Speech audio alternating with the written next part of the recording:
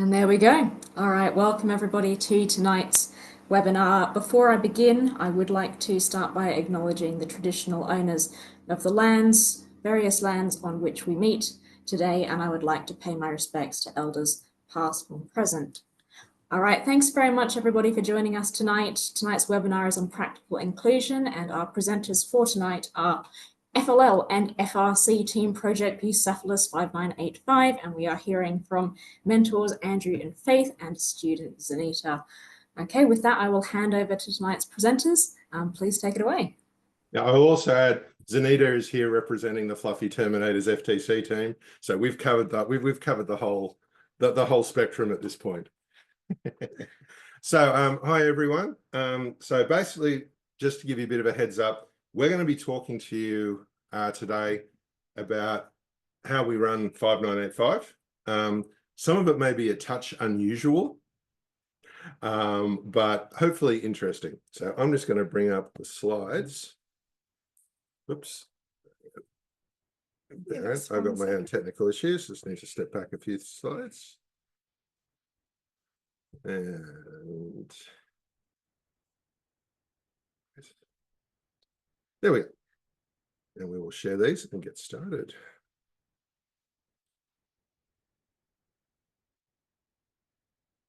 Is that visible? Yep, wonderful. Okay, so my name's Andrew. I'm the lead mentor of Project Bucephalus. This is Faith, our awards mentor and alumni. And then we have Zanita, who is our current awards lead. So we come from Wollongong, which is not part of Sydney, despite of what you may have been told. We're about 2 hours south of Sydney, and we've been around. This is our 10th season. Yeah. So our mission is create opportunity, transform the community. In our experience, practical inclusion starts by recognizing a need and simply creating opportunities, which can take you some very unexpected places. So we're going to tell you a two-part story. For the first part, we're going to talk about the opportunities 5985 has created. For the second part, we're going to talk about how those opportunities have come back to shape 5985. For this first chapter, I want you each to write down an underserved community that you can recognize as having been reached by the activities we mentioned. And there will be a test. So at the end of the first season, at the end of this first section, we want to hear what you think, what you've picked up on. So go away. So 5985 is an independent community team. This means that we have to fund ourselves and rely on student contributions, fundraising, and grants to operate. We currently have 46 students from 20 high schools, including homeschoolers, and we are open to anyone from year 7 to 12 who can pass the safety and culture requirements. So, like many FRC teams, 5985 has a Lego robotics program. Ours is just a tad more involved than others. So our specialty is Robo Club. So that's weekly 2-hour after-school robotics classes. We run an average of 2 separate classes each day of the school week with 10 to 20 students in each class. And we run them in locations all over the south coast of New South Wales, from the cities of Wollongong and Shellharbour down to Nowra, which is a rural area. And thanks to Zoom, we're able to go interstate as well, even if we're not in person. So we do a lot of traveling. We also do multi-day robo camps 4 times a year during the school holidays. So this is what we call our teaching program, and it's what funds 5985. We take ages 7 and up and see up to 250 kids each week. Some have been with us for up to 9 years. We do fun classes. This is Plants vs. Zombies played with robots. We're able to operate the teaching program because over 99% of our students since 2015 have volunteered as mentors at these classes. Running the teaching program provides over 80% of the funds used by 5985. So this is not a little thing. We've gotten pretty good at it, and it's led to some interesting applications. So first off, we estimated around 40% of students attending our classes were either neurodivergent or had some disability. This brought us into contact with the NDIS. And students started being able to access our classes, not for the technical skills, but for therapy, coping with failure, fine motor skills, emotional regulation, following instructions, working with others. So it turns out we're the fun way to learn those skills. These classes were also unsurprisingly male-dominated. With the help of some grants and then sponsors, we were able to run Rocketing Girls into Robotics, a free all-girls Robo Club program run by female mentors and students of 5985. We worked with refugee and indigenous groups to spread extra interest. It turns out that after-school classes are perfect greenhouses for FLL teams. Each year, every one of our classes will produce at least one FLL team, sometimes more, using class time to prepare for competition. With this many teams in Wollongong, it meant we could host our own regional, the only regional in our state outside of Sydney. And then things got bigger again. Our connections with Scouts turned into the first Scouts project, where we integrated FLL and STEM into the Scouts Australia program. We got funding to run Unlimited, a program we designed to target those normally overlooked by STEM opportunities. We were funded to run RoboClub programs in school hours at special education units in mainstream high schools and special education schools. We spent 10 weeks at a time in each location, cycling through schools throughout the region over several years. There were two common factors each time. The teachers were constantly blown away by the engagement we got from the kids. And there were no programs offering this kind of experience for the students. At the same time, we started running a similar program for disability service providers. The class is being used as vocational training for students aged 18 to 65. As you can see, age makes no difference to enthusiasm or being able to learn.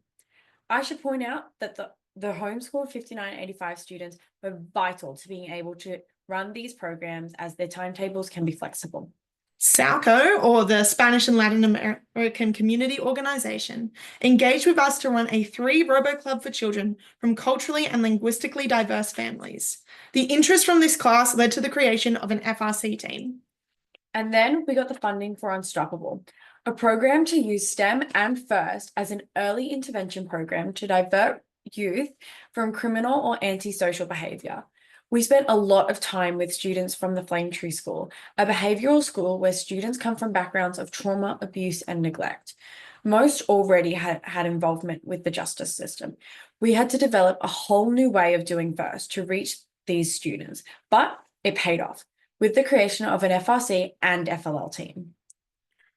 So I'll point out here that the biggest impact from this team's first regional wasn't the robots.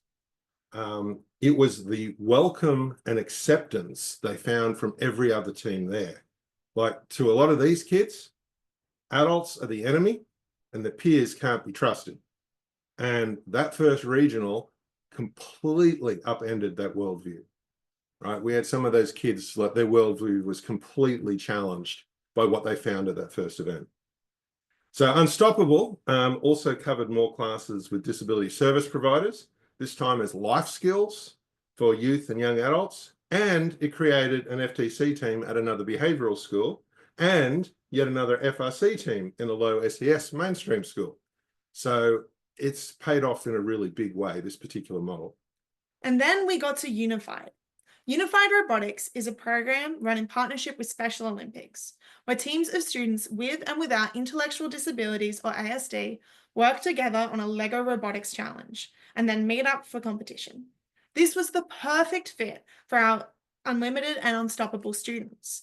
And we introduced the program to Australia and became the Global Game Design Committee. It turns out all those years of developing Lego robotics games meant that we had a lot to offer in the way of exciting challenges. And then we got ambitious. We got some grants to fund 3 FTC teams, and we used them at special education units in 3 high schools. We ran them under the unified model, inviting mainstream students to be partners. It's been a powerful program just for robot building, and got to another level entirely once we hit the qualifier. Oh yeah, that was the Wollongong FTC qualifier. the only event outside of Sydney in our state, and this year, the only event held on a weekday. Which introduced a whole new lot of challenges, but just running on a weekday can make a huge difference to a lot of schools. This isn't everything we do. We're active in nursing homes, preschools, pop culture events, and Science Week displays. We've been called in to run gifted and talented programs in Sydney and run stalls at the Sussex Inlet Viking Festival. Yes, robots and Vikings can mix. All of these programs grew from our teaching program. Most of this growth came from recognising opportunities from existing programs and having the enthusiasm to proceed. In everything we've just mentioned, 5985 team members and mentors have been the ones running these activities and engaging with students of all ages. So just to reiterate what Faith just said, if you've been following along what we were just talking about, we started with Lego robotics and then branched out into so many different places, reaching so many different kinds of people, just because we were ready for the opportunity and we had the manpower. So that is something that is definitely achievable by anyone. Start small and then just keep your eyes open. So from our wonderful audience, the first question we have, right, is how many or what underserved community, if we're using the American terms, do you think we can, like, how many do you think we connected with, or what do you think was the most important one we connected with? Most impactful. That's the second question. Yeah. Which do you think has been the most important to connect with? So we've got anybody willing to answer the test?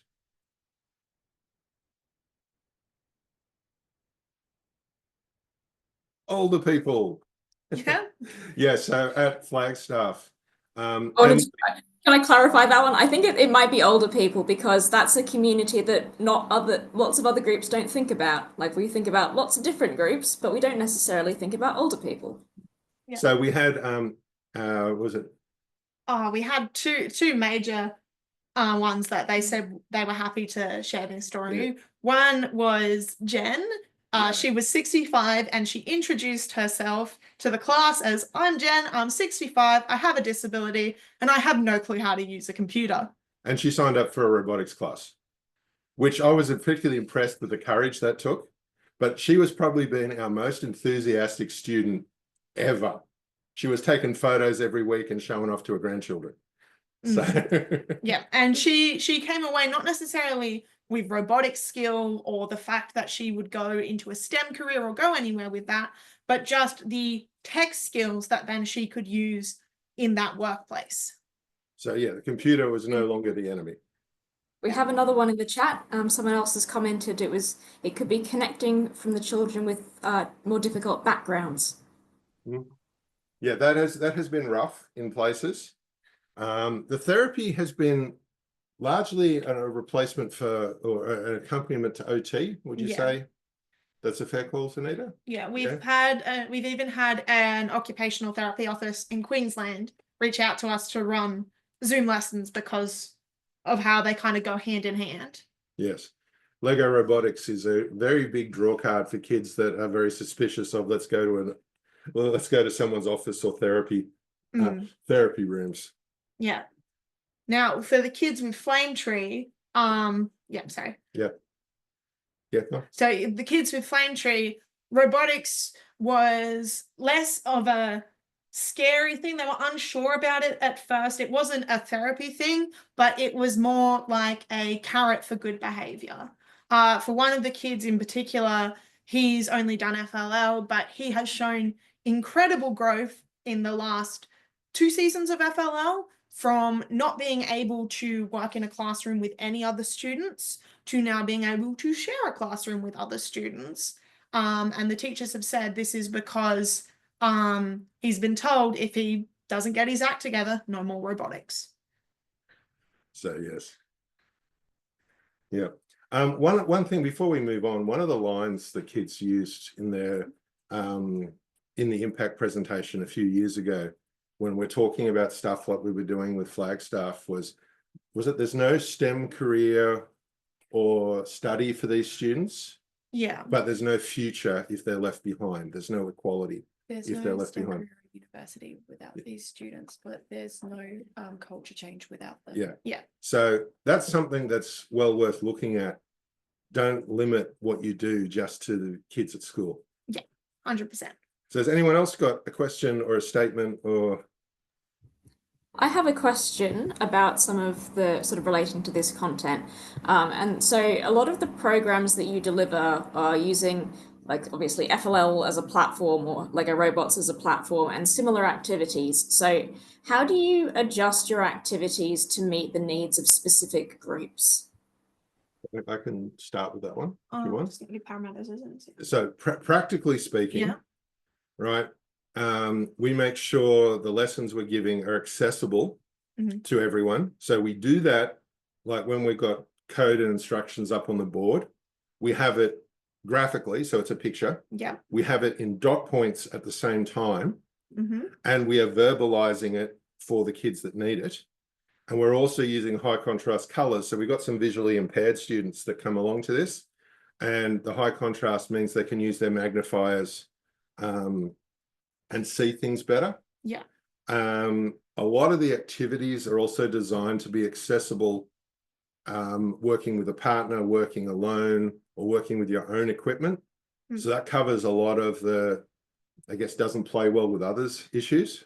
Now, in the terms of students who don't have fine motor control at all, we've done things like for like the pegs that hold the Lego together. Those are incredibly fiddly and very hard to do. So there's things like the helper will hold the piece and block off the holes where the peg doesn't need to go. So they've got a clear example of it needs to go here. For one young girl who had cerebral palsy, she actually got a helper to help guide her hand to where the Lego needed to go until she got more confident about what she was doing.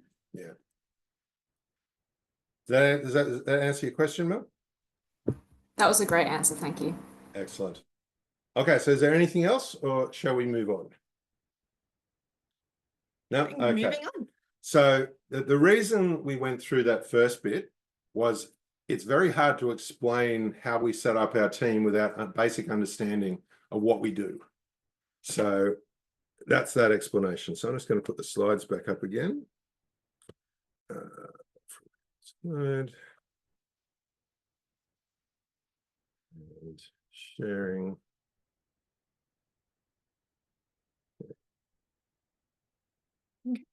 So, like I said, now it's time for chapter 2. So this is going to be about basically how the outreach we started, like the outreach created by 5985, turned around and shaped our team and how we do things. So the next challenge, like for homework, is to start picking which of the lessons we've got here you can actually implement in your team. Right, so not all of these are going to apply because, again, we're a community team, we're independent, there's a bunch of stuff we have freedom to do that you may not, but a lot of the underlying principles we're going to talk about here will still work.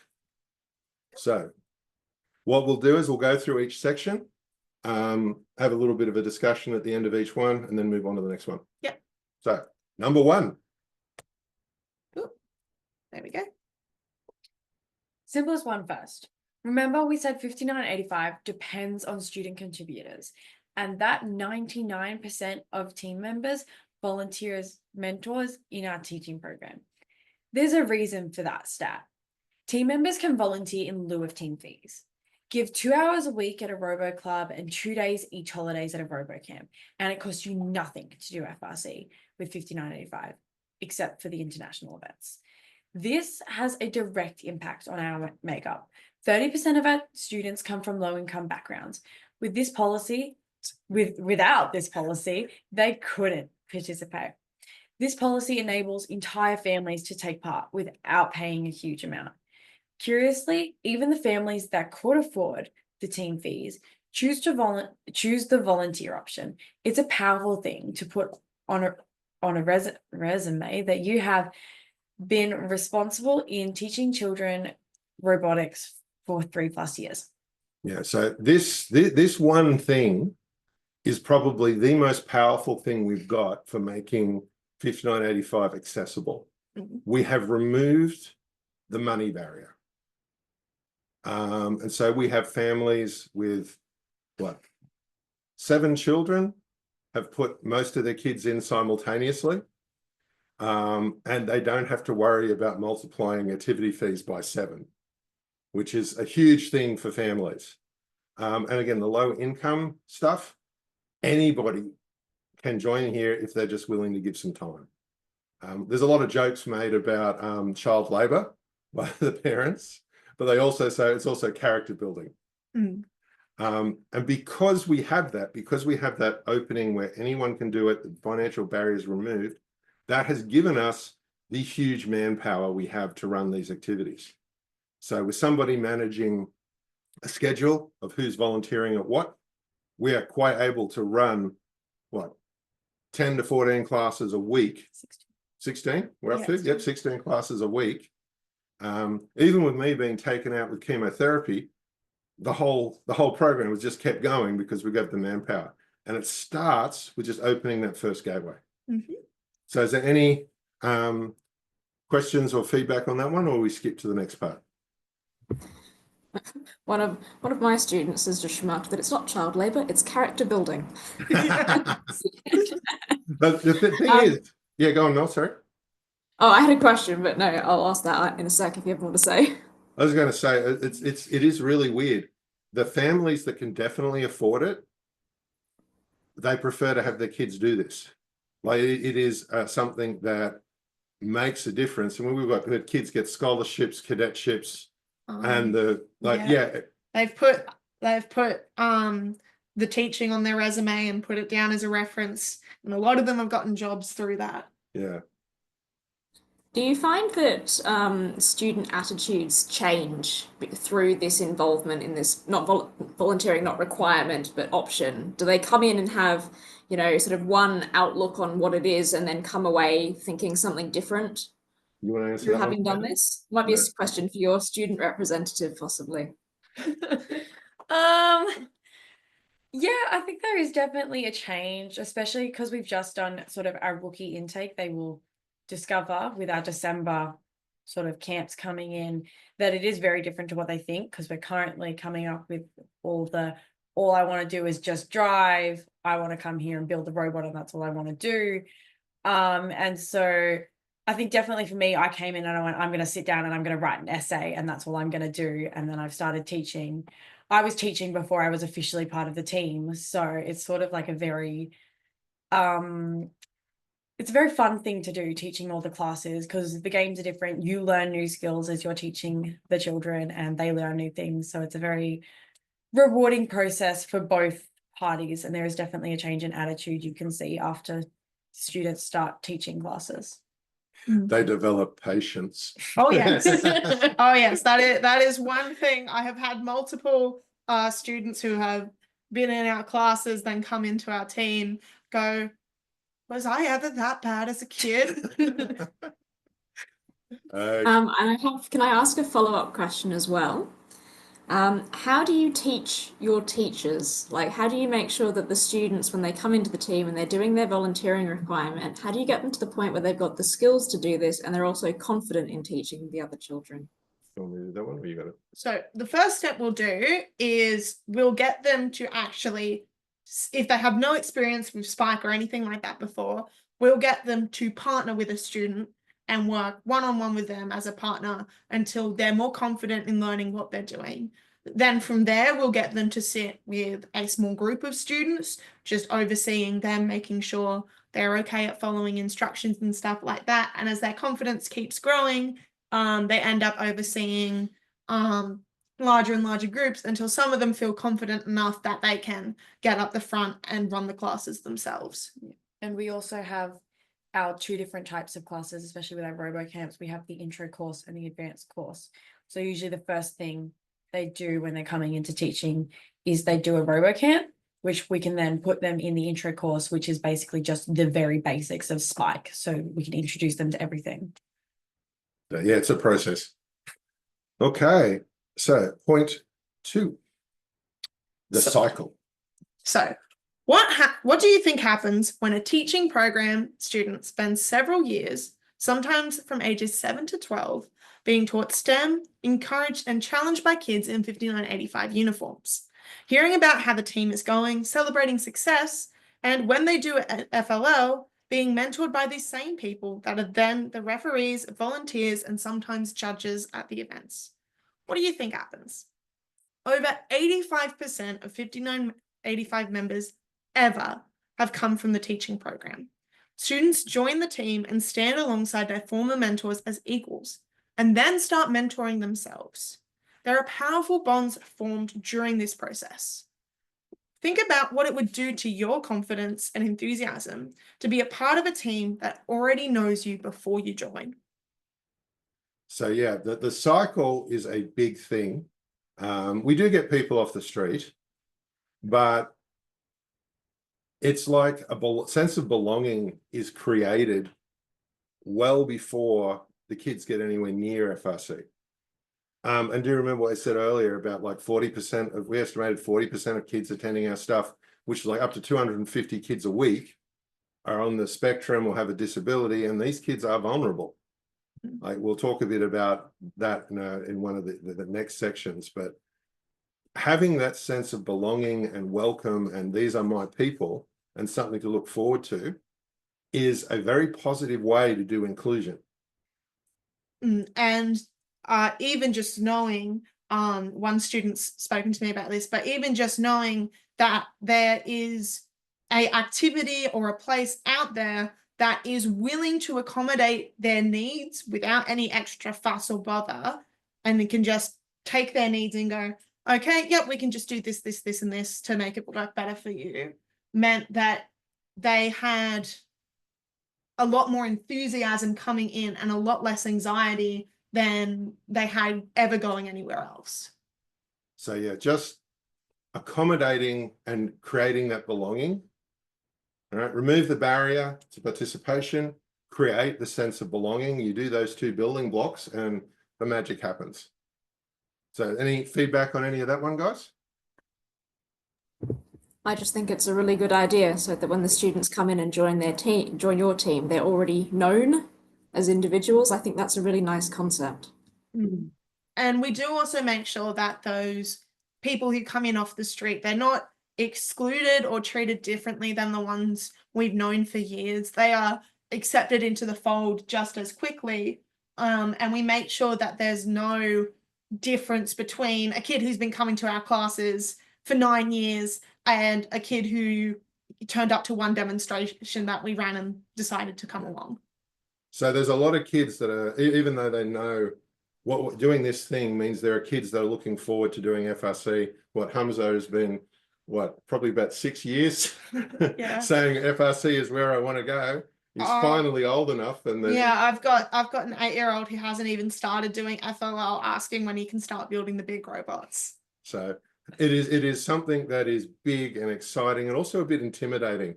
So it's a really good way to overcome some of that anxiety as well, the familiarity. Okay. So if there's nothing else, we'll go on to the next one.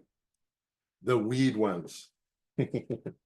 So basically all that reach with the teaching program shapes the makeup of 5985.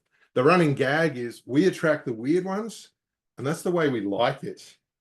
So the primary reason why the 5985 students are so committed to all these programs we run to reach the underserved, the overlooked, is because that's where these kids come from.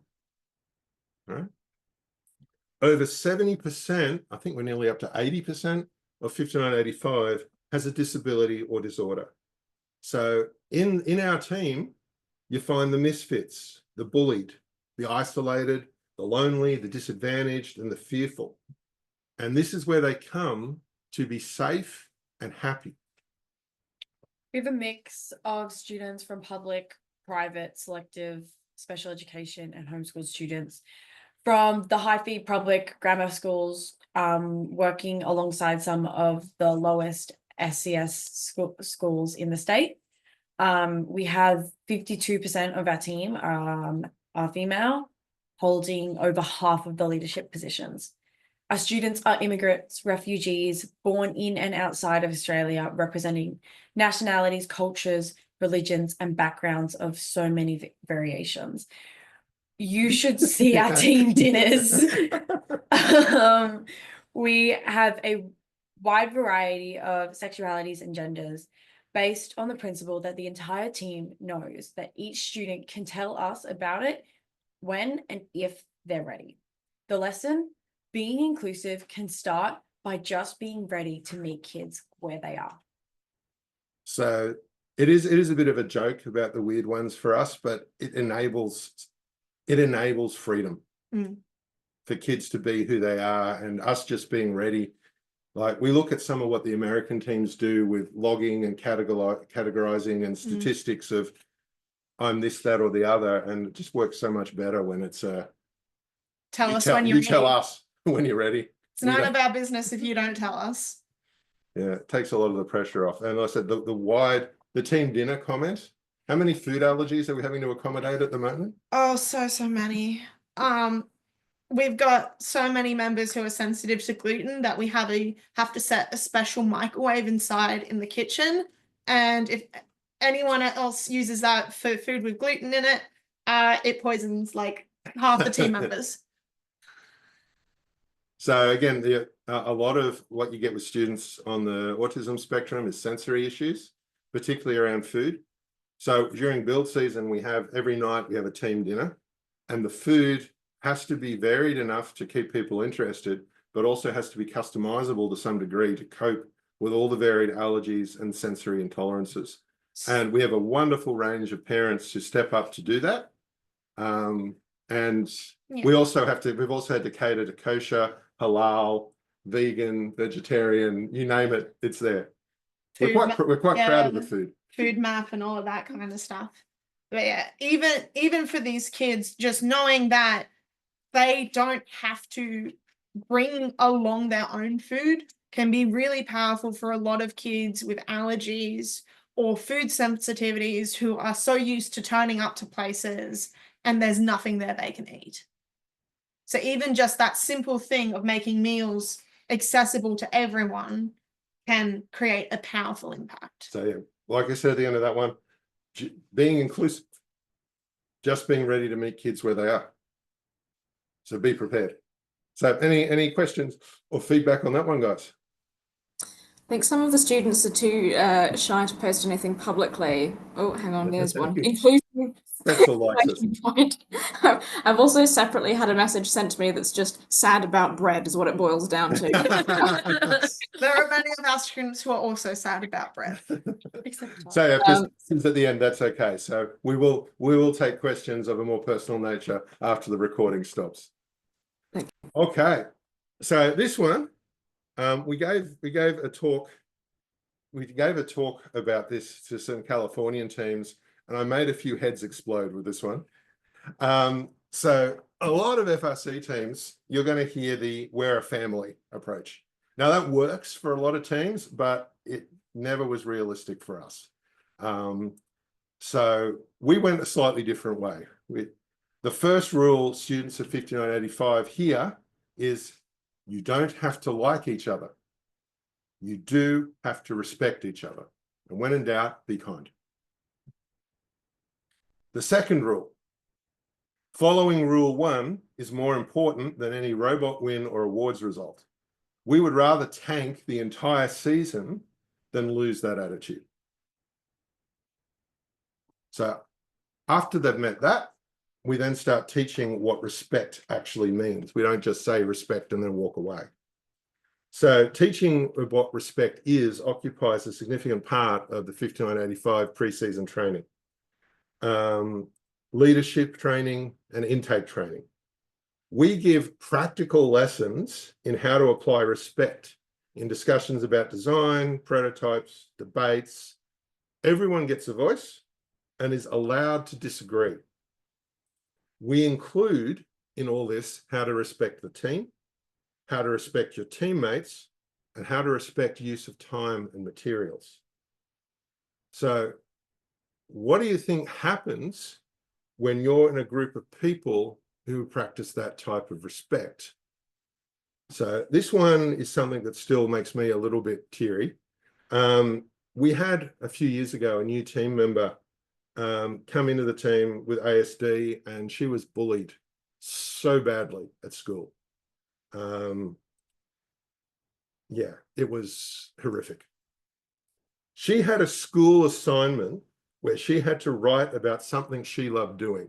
And of course, she chose to write about first. Her mum showed us part of that assignment where she explained why that was her favorite thing. Now, we had 42 people on the team that year. She was one of those. And in that assignment, she wrote, "I have no friends at school. I started robotics and now I have 41 friends." That's how she felt about the team. That's how she felt about an environment where didn't have to like each other, but always had to respect each other. So that's one of those things that gets some people in bits and pieces, but it is so simple. When we did this with California, it broke a few of their brains about the attitude of respect is more important than any robot result. So that is a big thing.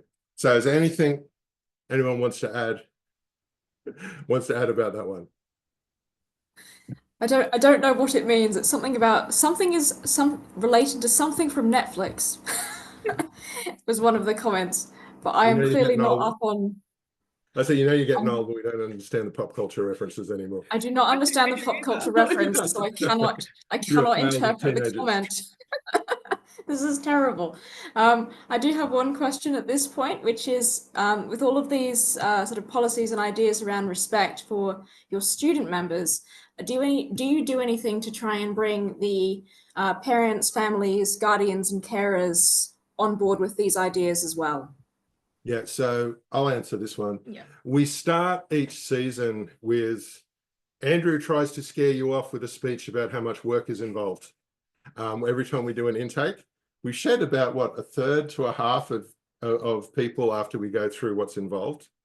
But that presentation involves parents and kids. Like the intake, the rookie has to come and they have to bring an adult with them. And we make it abundantly clear from the beginning, this is how we operate. And like one of the most important things I say is, look, we are going to screw up. We're going to make mistakes. Keep talking so we can fix it. And then we work on with the be kind, show respect. And then we practice that in communications. If a parent is going to advocate for their kid and be a bit pushy about it, then the mentors will always take the stance of they're advocating for their kid. We know where they're coming from and go from there.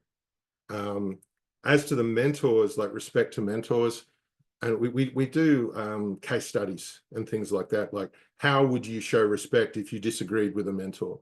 Or this situation came up on Chief Delphi, right? Somebody upset about something or other. If this happened here, how would you deal with it? So all the kids are equipped for this is the process if something is going wrong. This is how I'm supposed to act.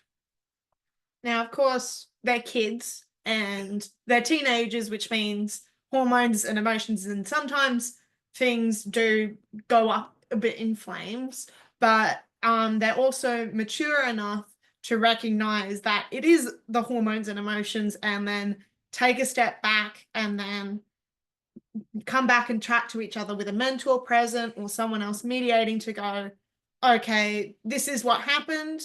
I feel upset because this happened. How do we fix this? Yep.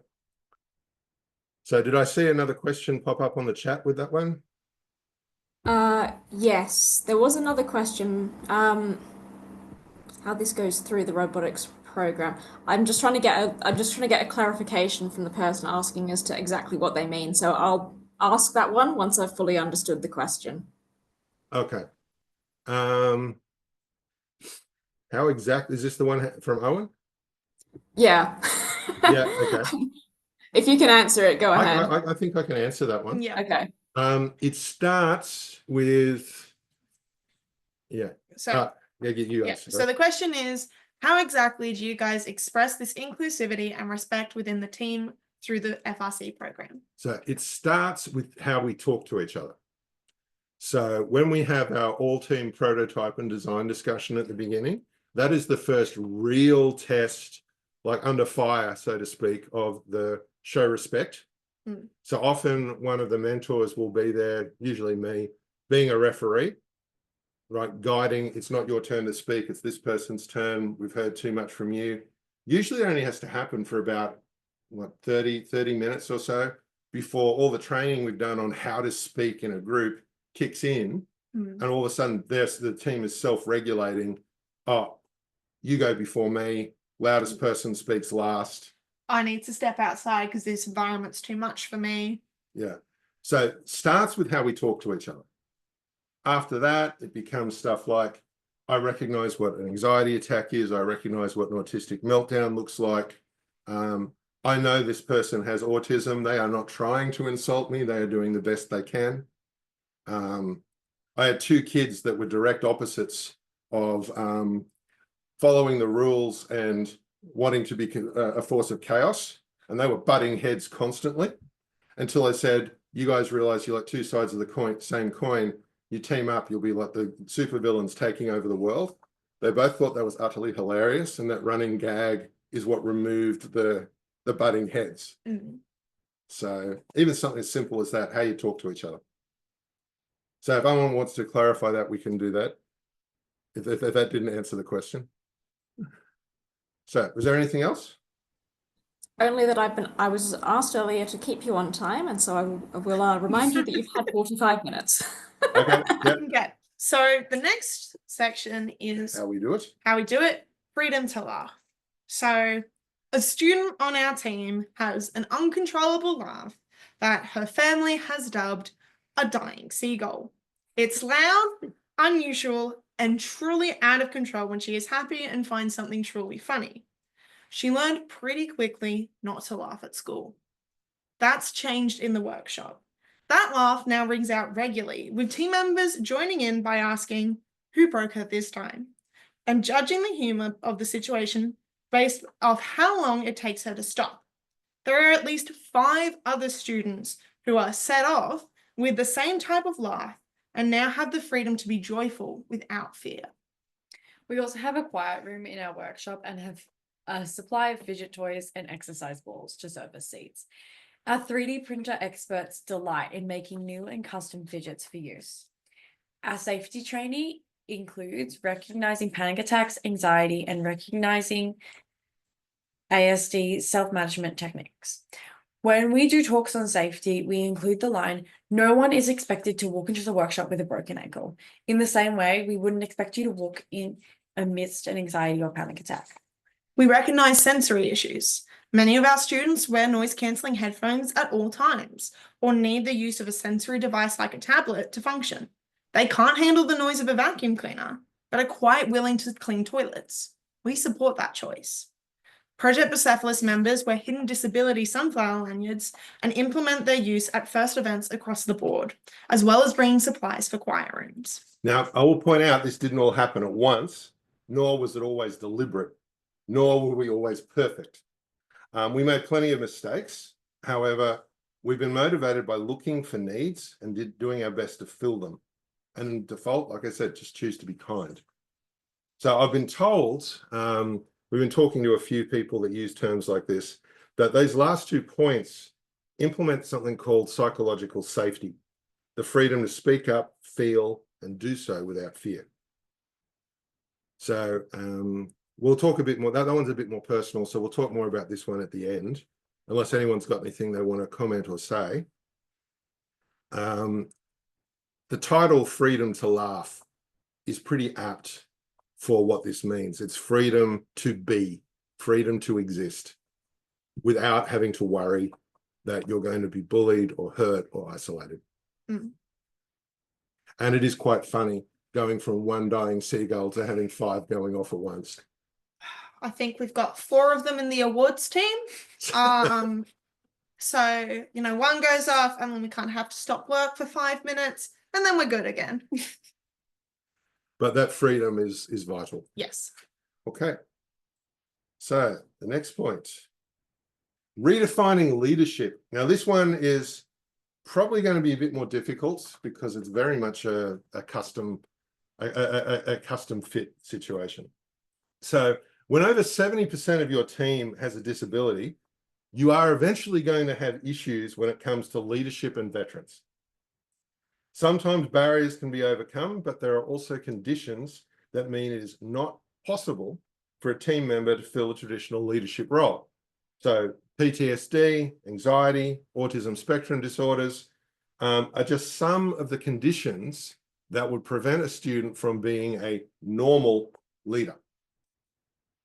So we just decided to upend what leadership meant and changed the roles. Now, 91% of our leadership positions are occupied by members with a disability. So check that, 91%. So how the heck do we do that? One of our some team leaders has diagnosed anxiety. In the workshop, she's safe and is able to function with a bit of support.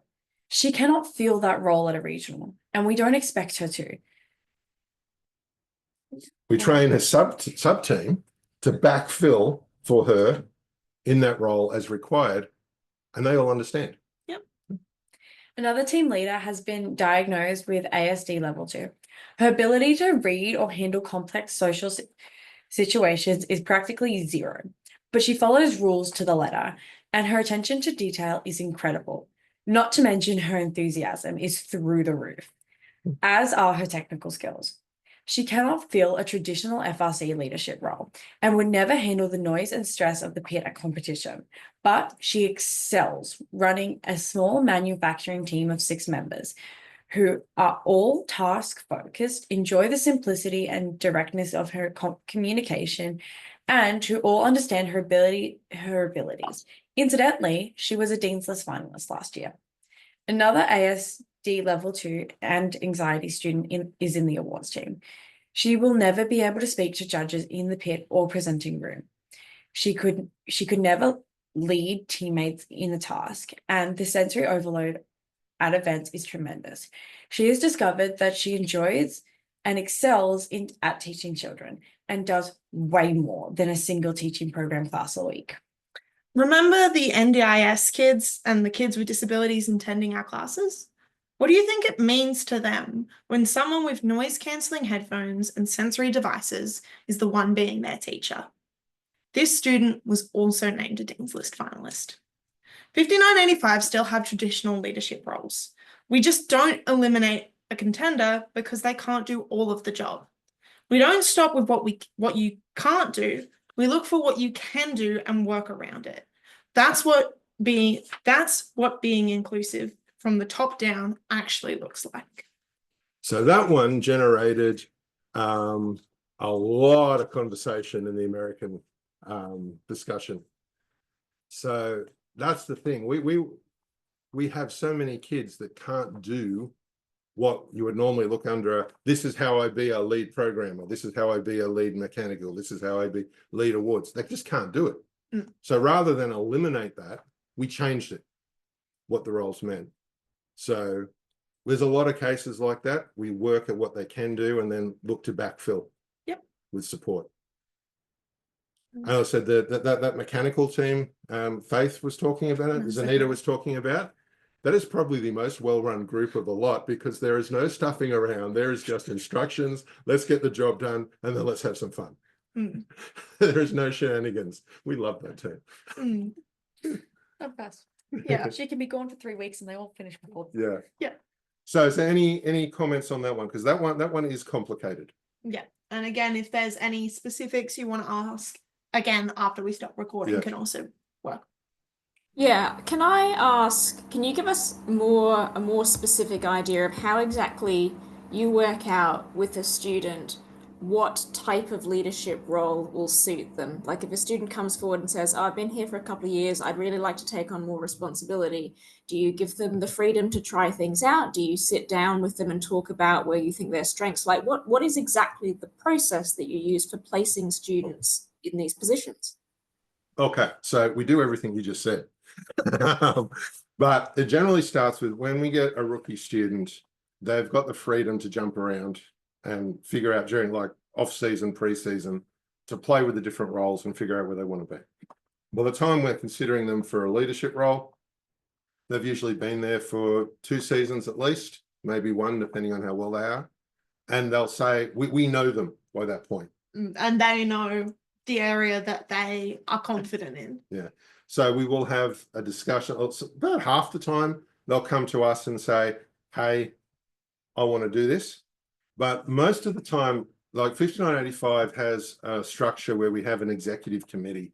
It's like a guiding group of students and mentors. That is our leadership group. And we will be discussing students and say, this person would be good at. And a lot of these kids have been working with the kids coming up, so they know their strengths and weaknesses. And then we'll look at, once we've established this person would be good at this job, we say, hey, would you like to? So a lot of the kids, particularly, I will say this again, a lot of the ASD2 kids would never actually consider themselves as being able to be a leader of any kind. Yeah. Because all these people are completely foreign. I've got no idea how to deal with it. Yeah. So with a bit of help and encouragement and a special group to work with, they discover what they're able to do. So it's trial and error. Yeah. Just a lot of discussion. A lot of the time when we put someone new into a leadership role, they'll have either a senior student, a other member of the executive committee, or one of our year 13 students shadowing them and stepping in when they need assistance. Now that process can last for a year until a team leader feels confident enough to go by themselves, or some of them are quite surprised by themselves and go after like 2 weeks, I don't need you anymore. Yeah. So it also helps. We do all of high school. So we'll take students from year 7 and up. So a lot of these kids have got a couple of years, like 7, 8, maybe even year 9, to find their feet. We have a younger leadership group this year post-COVID. So yeah, we've had that wave hit us. Okay. Anything else, Mel? No. Okay. Next point. This one also appeals to my sense of humor. Asking the guide dogs. So lastly, this is our last point we're going to bring up. You need to be aware that we're not going to be ready for everything. So we had a teaching program student that had a bundle of conditions that included being ASD and legally blind. He could see blurs and needed a magnifier to see screens or anything that wasn't directly in front of him. So for 4 years, he attended our classes and every RoboCamp we ever ran. This was his very, very, very happy place. He's been stating he's one of those kids that's been stating his desire to do FRC for a very, very long time. And he kept checking every year how old he needed to be to start, just in case it changed. In 5985, everyone gets a shot. So we brought in Guide Dogs Australia, who assessed the workshop. While our workshop was physically accessible, it didn't take long to realize that it was not visually accessible. Under their direction, we marked out lines and bumps in bright tape, made sure we removed overhangs in the storage room, and made other changes. He turned out to be excellent at close-in work, but had to get too close for safety for machining or electrical. Was very good at assembly. He's currently taking on programming, which seems to be an excellent fit. He does need a support person, part of which is paid for by the NDIS during build season. He wasn't there every day, but he did contribute and had a blast. Now, there were some reservations about his ability to navigate a regional, but between his cane, between his team, First Australia, and a bunch of understanding volunteers and other teams, he had an absolute blast dancing and cheering with the rest of the teams, which was an entirely new experience for him and his family. I'm pretty sure I saw his dad crying in the corner at one point. So that is the end of the slides. Yeah. So do you think something? Yeah. So there was a question on that one. Yeah. yep. Just a straightforward question, but for not everyone on the call is familiar with all of the language. Ah, So would you okay. be able to clarify what legally blind means? Legally blind means you meet the standards for being blind. So the visual impairment is a spectrum. So like I said, this child is able to see some things, but he meets the requirements to be called to apply for blind support for blindness. There are rules and stuff around it, but Yeah. basically a visually impaired person can have different levels of being able to see stuff, but that doesn't mean that they're not blind. Does that kind of make sense? Yeah, and so is it important also in terms of what support they can receive from the NDIS? Yep. Oh, 100%. If they have like sorry, there's just an alarm going off in the background. If sorry, I lost my train of thought. So if someone is completely blind, like no vision at all, that makes life a lot harder to do these things. But then we have to look at things like Braille or working by touch. Someone like this child has enough to see if they're really close. So like he was excellent at soldering and he was the most accurate measurer we've ever had. however, his face was like 2 centimeters away from the tool, which was giving our safety team conniptions. Very, very, yeah, it was definitely worth it. So we had to shift to different things. So assembly is great. 100%. Putting a robot together. You can be up close in that, like using a wrench without worrying about hair getting caught or face getting burnt off. Yeah. But programming seems to be where he's found his best thing. Right. So. Yep. So you've heard a bunch of stories and strategies about how Project Persepolis does things. Hopefully there are some ideas that can spark discussions or implementation in your own teams. So we encourage you all to look for what can be done rather than what can't. And like using our statement, look to create opportunities because you never know where they'll take you. So we have some time for some questions now, and we've got a couple of little add-ons to do at the end. Yeah. So is there any questions we've got about anything we've just covered?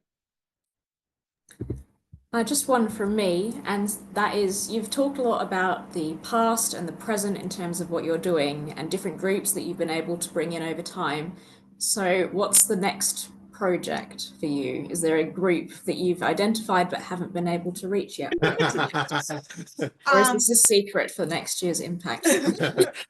So right now, we've got a grant with working with the University of Wollongong for a program called STEM Unleashed, much to the chagrin of our awards lead, as now all of our major programs start with the letter U. So we have Unlimited and Unstoppable were ours. Then we got involved with Unified Robotics, which is not one of ours. It was just a coincidence.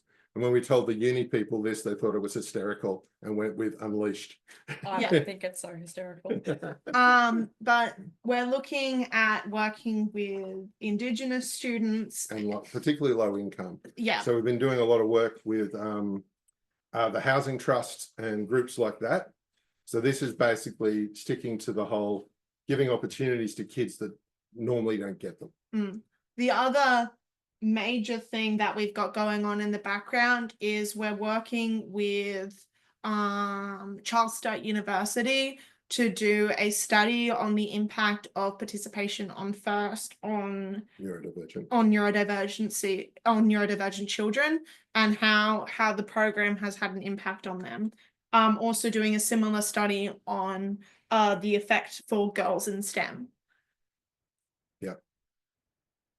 Okay. We got a question pop And up? there is one more question in the chat at the moment. How much of an impact on team sustainability do you feel taking students facing challenges from a robotics club to leadership roles, and how has it shaped the team? So I guess, you know, this whole progression that you've got from these robo camps and bringing the students in, putting them in leadership roles, how has that shaped your team?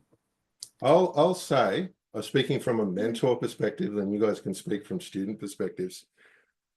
The students on our team are so much more engaged and on board with what the team is and what it's trying to do. Mm. right? Our dropout rate is in single digits. Mm. It is just it engages them. That they are being part of the team is important to them. Mm. So Yeah, I think the main students we've had drop out have been the ones who have come in off the street, who have not been as enthused or interested. It's been a fun thing for them to do for 1 or 2 years, but once one of their friends ages out, oh, there's not much point staying. Whereas the kids who have come through our classes, there are some that we would have to pry away with a crowbar before they even think about leaving. Lewin still blames us for getting him involved in FLL when he was a scout, and that was what I don't know how many gosh, years ago. that was like 14 years ago. It's probably right. I think that's probably a fair accusation. But yeah, that's Um, it. But basically, the more they have going and invested, they're more invested. Yeah. I think that's on sustainability. The biggest thing is doing it this way. The student investment is through the roof. It also means that we do get a rather large amount of new students coming in each year because we're visible to them in the community. It's not something we don't have to like hand out flyers or anything like that. We still do that at events because there are kids who come in and see this and go, this is something I want to be a part of, and they deserve to have that opportunity too. But we're already there and visible for them, so they just know, oh, the intake day is happening at this time, I can just turn up. Yeah, the investment means more enthusiasm, which means more outreach, which means more involvement in the community, which means more sustainability. So it's all a huge flow-on effect. Now, I might be misinterpreting the same question, but I think there was also an aspect of this that was specifically about how the team has changed as a result of bringing in students with specific challenges. Because I think the way you talked about it, it sounded like some of these areas are more recent. So you've more recently worked with students from challenging personal circumstances and challenging backgrounds. And how specifically has that shaped your team? So the finance thing was from day dot. So that was part of the team from the beginning. Yeah. The don't have to like each other was also well established. So we came from an FLL team, started back in 2010. So those two things were the basis, and we want you to do this without having to pay for it, so we'll run classes. And then everything that followed was basically an adaptation. We found out what kids needed and we made the changes required. And it's been a pendulum swing as well. Yeah. As the team evolves and stuff, a change that we've made to suit one group of people has been the complete opposite to what this group of people suddenly needs. So it's very much constantly changing and evolving. I swear it would drive me to drink the number of times that we've had a student body say, give us this, and we had to work hard to make it. Then 2 or 3 years later, another student body is saying, do the opposite. It happens. So yeah, I think the static parts, there are some static parts that won't change, but yeah, to answer that question, I think it's sort of Kurt, was it? How long did it take to set up? Well, it took us 5 years of being an FLL team before we were ready to start FRC. And then we took that and ran with it, and we're still setting it up. So 100%. The visual impairment stuff, that was last year, wasn't it? Yeah. That was 2023. Yeah, and then the large amount of leadership with a disability was this year. So there's always going to be constant changes. Cool. So we have 2 other little bits to add on the end. So one of them is about how you can take this inclusivity from your team and put it to use at an event. And the other is how this can be how this can be applied to a different format, with Zanita speaking with her experience as an FTC team. So we got time to do that part, do we think, Mel? We do. Do you want that to be part of the recording, or do you want that to be interactive? We can do that part of the recording, yeah. 100%. Part of the recording? And then we can do the questions, do the group questions at the end. Yeah. Thanks. So for the first, I'm going to talk about the stuff at events. So for some students, events are a nightmare of sensory input and social interaction.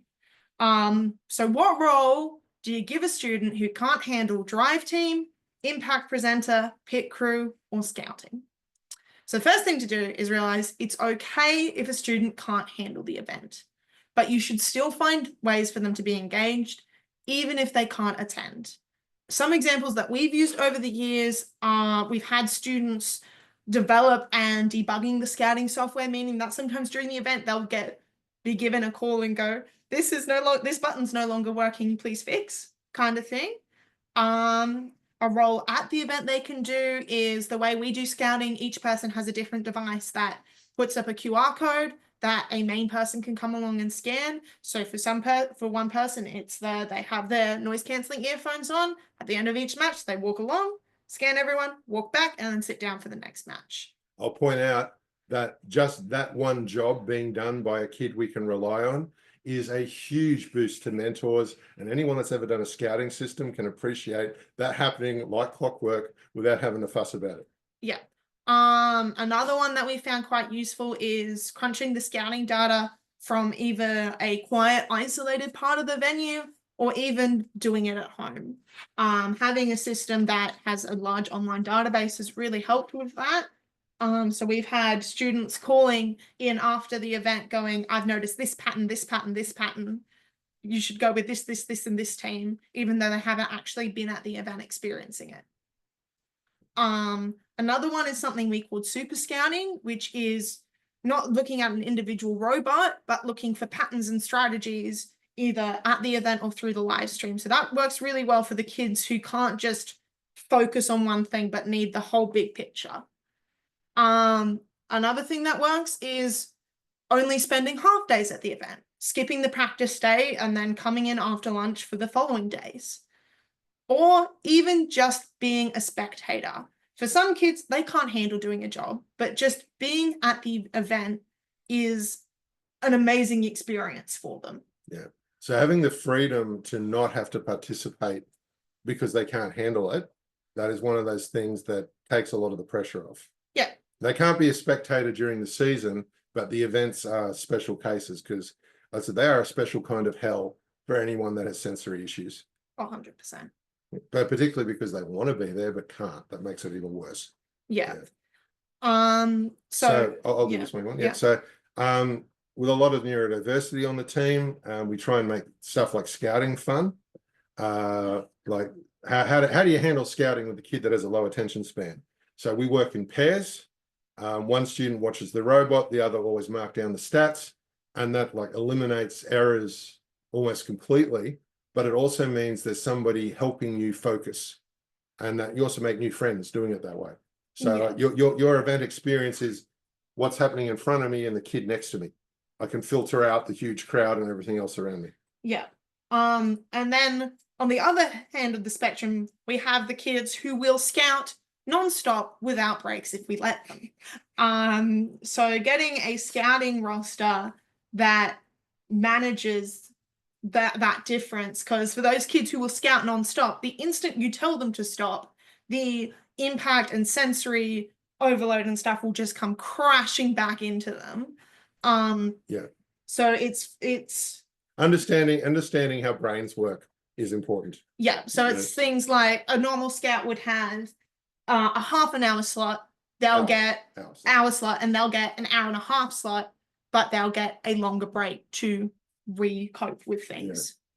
So like mapping out the event venue, finding quiet rooms, PowerPoints, which is particularly important if you've got a sensory device like headphones or a tablet. Knowing where the PowerPoints are is vital, and space to pace around.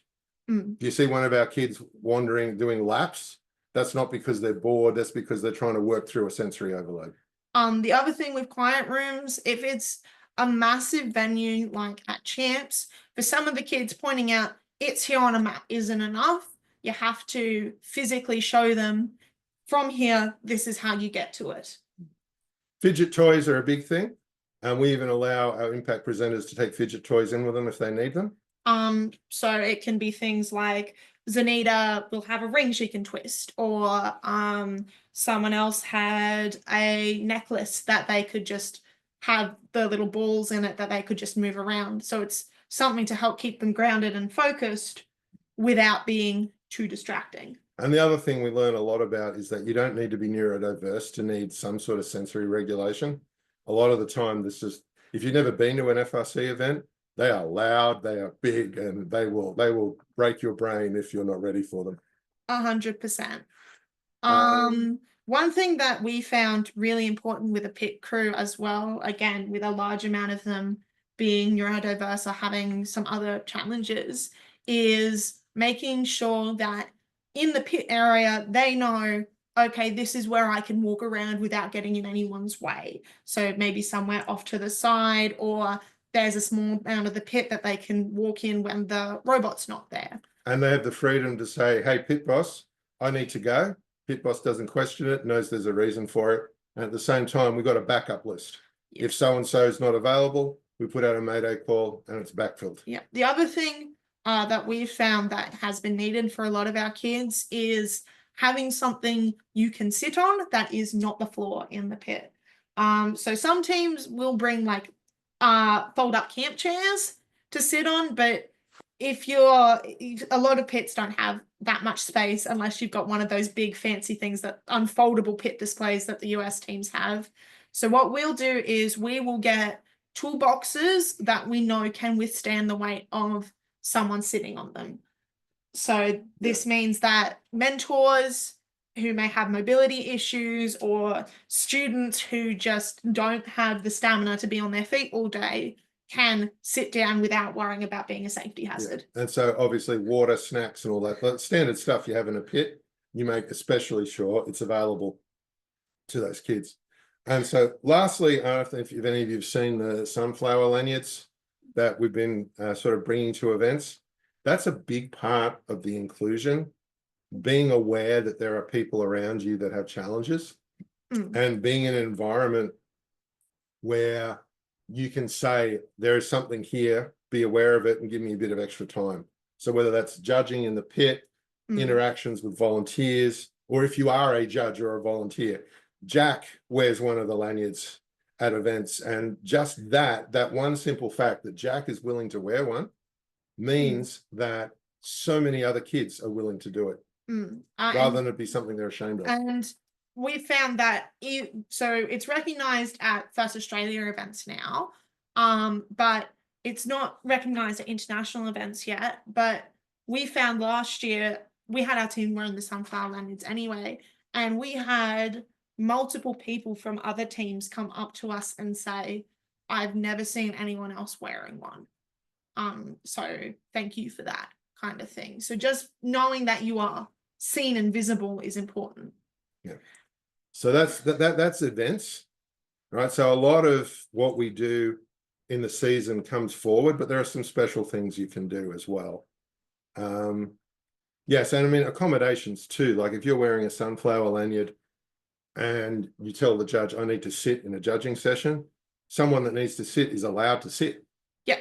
Someone that has low working memory and needs a second, or not asking double-barreled questions, things like that. Just having that understood makes a whole difference to a kid's experience. Or even we've had one of our presenters, she has a tic that's quite loud when it happens, and knowing that she could still go in and present, even though that could happen and disrupt the presentation, and knowing that that understanding and accommodation was there. So you shouldn't write someone out of a key role just because there's an accommodation that needs to be made. Cool. So that's events. So has anyone got anything they want to ask about that? If not, we can have Zanita talk about how this applies. I've got an even more remote question that's come to me I say remote in that it's come to me from a third party. Third party? There's multiple levels. This is just a sort of a general question, but for some of our younger students who are sort of not familiar with different types of disabilities, can you just sort of summarize why it's so important that we all learn about this? What makes this content so important for everybody to know about? There's two levels of that. If you understand other people, you can be a better person. This is like gracious professionalism. taken to the level I think that Woody meant it to be, understanding what people are dealing with and being able to recognize and just be there for that person. You don't have to have a doctorate in it or anything like that, but just being aware is huge, makes you a better person. As for the person being understood, right, all the stuff we were talking about bullying, isolation, like I'm wondering seriously how some of the kids in my team are still walking around. All that starts with not being understood. Right? If you are not understood, you are isolated. If you want to make someone belong, you have to understand them. Does that kind of answer that question? I think so. And then I have one from someone who would like to remain anonymous, so I'll read it out for them. Was there a specific moment that caused your team to want to look out for different unrecognized parts of the community, or was that something that you had established from the beginning? So I was there at the beginning. Yeah. So we started as a homeschool FLL team. Yeah. I don't know if you know anything about homeschoolers, but the word eclectic or quirky comes into it. Yeah. So we were built on being the weird ones from the beginning. And the more work we did in the community, the more we were exposed to people that, again, just needed to be understood. Yeah. And that was sort of baked into our DNA from the beginning. How it was actually implemented, that changed from year to year. Like we've had a few inspiration moments, like when the first time we were asked to run this type of activity at Flagstaff as vocational training, and seeing just how powerful it was for these young adults or even old adults to simply be taken seriously. That is not something that happens. The big one, probably the biggest one, you want to talk about the school? Yeah, when we started running Unlimited, I think it was the second school we went to. After the program finished, the teacher came up to us and said, how can we keep this going? Because if the school gets money for a STEM program, it's not going to these kids. And that kind of really was a gut punch, because as he phrased it, the school's going to give it to the kids that they think have a future. We're going to change the world, not to the special education kids who aren't going to go to further education. And that's kind of like that was a sad truth. That was definitely a moment that lives on in our heads. Yeah. Yeah. Which has really pushed us to keep going for these programs. Because it is a sad truth for a lot of kids that they're simply just not going to get that opportunity because there's someone else who might take it further than them. But that doesn't mean they don't deserve to have that opportunity. Cool. Was there anything else? Did I see a strategy question? No, sorry, that was just me from earlier, but I think that was addressed almost immediately afterwards by Sure. Faith. Okay. And I'm utterly failing to keep you on time, so please move on to your next section. Well, we got 5 more minutes, I think, with Zanita. Less than 5 minutes. Less than 5 minutes. Oh, we can overshoot. Yeah, that's okay. It's First Australia. We don't stay on script. Or on time. Okay, go for it. So as we said at the start, I'm part of a FTC team. And so we sort of applied some of the strategies that PB uses to FTC. And so just a bit of background, my team has 8 members and all but 1 have a diagnosed disability, and 62% are female. So we have a diverse group that we have to always work around. There's a lot of just different disabilities floating around. And one of the things we learned rather quickly is that there's a few students on our team that don't function at events, that Faith has already mentioned, but at our team, we do it ever so slightly differently. They are the reason we make it to events. They're our lead programmer, they're our lead cadders, they're our lead mechanical people, but they cannot do any of that at events. They're not in the pits. They can't talk to judges, they can't be on the drive team, they can't be on the pit crew. So we have them all just sit and watch, and they have a really fun time watching and collecting data from all the other teams and looking at some of the other intakes. And when competition's over and all of that stress and overstimulation is gone, they're able to come back to our meetings and say, I saw this worked really well. Can we incorporate that if we, progress? And so that's something that really helps them feel like they're still a part of the team during competition. And another thing we have is that because of all like the sort of disabilities that we have among our team, is that there are certain projects on the robot that belong to a person. So because we don't have a lot of people, we have a lead programmer and she does all of our autos. And nobody else apart from the mentors can go in and fiddle with the autos. Otherwise, she will get very stressed and she just can't do any of the autos. So we have that sort of rule. If it belongs to someone, it cannot be tampered with unless the person is sitting there. So that allows us to create that space where they feel like they have something that is theirs. So it works kind of different in a small group, Mhm. but along the same underlying principles still apply. Yeah. Yeah. So has there been any other comments up there? It was a comment, not a question. And I think possibly from a PB person who's listening in, saying one of the most valuable lessons I've learned from being part of PB, and the one that I'm most keen to pass on to others, is that being weird is an amazing thing, not something to be ashamed of. Yeah. Yeah, we'll go with that. Cool. So that is the end of our material. So if there's any other questions, or we can end it and then ask the questions that people didn't want recorded. 100%. I'll ask one more question, and then I think we'll finish the recording there. We'll keep it under an hour and a half, not under an hour, I guess, in the end. And that's just another question for Zanita. Is there anything about any aspect of your FTC structure or approach that you would like to carry across to Project Bucephalus in the future? Teach us. I don't know.